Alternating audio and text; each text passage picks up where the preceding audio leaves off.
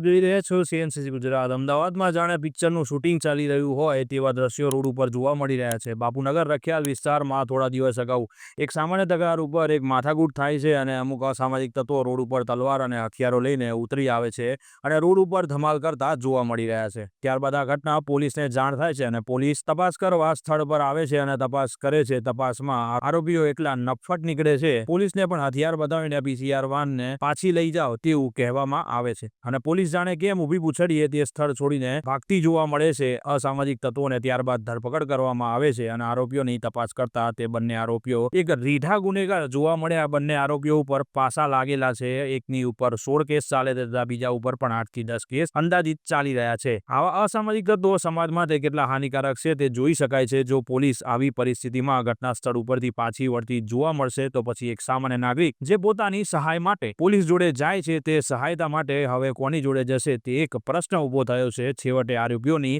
ધરપકડ તો કરવામાં આવે છે અને વધુ કાર્યવાહી હાથ ધરવામાં આવી રહી છે। તેની સાથે એવો વિડીયો પણ એક વાયરલ થઈ રહ્યો છે કે આરોપીઓની ધરપકડ કર્યા બાદ પોલીસ દ્વારા તેમને કાયદાનું ભાન પણ કરાવવામાં આવી ગયું છે। તો આરોપીઓને જલ્દીથી સજા મળે તેવી લોકહિતમાં એક સ્થાનિક લોકો માંગ કરી રહ્યા છે કે આરોપીઓને જલ્દીમાં જલ્દી ગુનેગાર સાબિત કરીને તેમને કડકમાં કડક સજા ફટકારવામાં આવે। શરૂઆતમાં રખિયાલ પોલીસ સ્ટેશનમાંથી એક કંટ્રોલમાં વર્દી આવી હતી। અમુક લોકો તલવાર લઈને ફરે છે, એના લીધે ત્યાં રખિયાલ પોલીસ સ્ટેશનની મોબાઈલ 2 ત્યાં ગઈ। ત્યાં ખબર પડી કે એ લોકો ત્યાંથી નીકળી ગયા છે અને બાપુનગર પોલીસ સ્ટેશનની હદ વિસ્તારમાં આવી ગયા છે। અને પાછળ જ્યારે રખિયાલ 2 મોબાઈલ વાન ત્યાં આવી, ત્યાં પહોંચી, ત્યાં અમુક લોકો તલવારો સાથે, તીક્ષ્ણ હથિયારો સાથે ત્યાં હતા અને જે કાર્યવાહી રખિયાલ 2 મોબાઈલને કરવી જોઈતી હતી આરોપીઓને ત્યાં એ કરી નથી। એના બદલ બે જો પોલીસ સ્ટાફ ત્યાં રખિયાલ મોબાઈલમાં હતા એને પણ સસ્પેન્ડ કરવાની કાર્યવાહી કરવામાં આવી છે।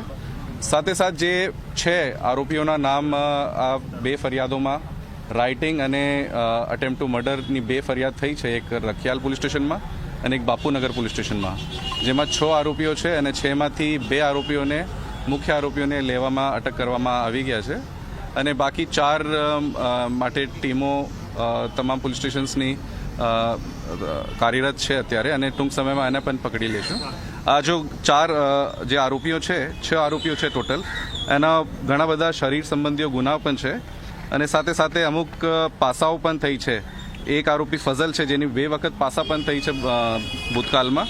અલ્તાફની 6 પાસા થઈ છે અને સરવર જે આરોપી છે એની 3 પાસા થઈ છે। સમીરની 1 પાસા થઈ છે।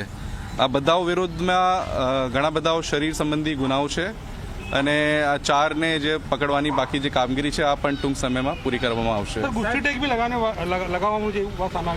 અત્યારે અમે આ ગુનામાં જે આરોપીઓની પકડવાની કાર્યવાહી ચાલુ છે અને જેમાં ગંભીર અને ઉપર અમને કલમ કાયદાકીય રીતે લગાવી શકે આમાં પ્રોસેસ કરવામાં આવશે। કેટલાક આરોપીઓ તો ગુનાહિત ઇતિહાસ ધરાવે છે, 40 પણ વધુ ગુના છે। કયા આરોપીઓ વિરુદ્ધ કયા ગુનાઓ છે?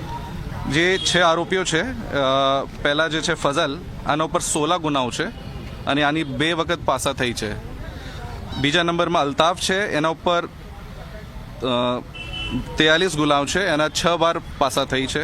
સરવર ઉપર 21 ગુનાઓ છે અને 3 વખત પાસા થઈ છે। સમીર ઉપર 3 ગુનાઓ છે અને 1 વખત પાસા પણ થઈ છે। અન્ની રાજપૂત ઉપર 3 ગુનાઓ છે અને 1 વખત પાસા થઈ છે અને મહેફૂઝ છે એને ઉપર 3 ગુનાઓ છે અને 1 વખત પાસા પણ થઈ છે। Bureau chief CNCC Gujarat, Patan.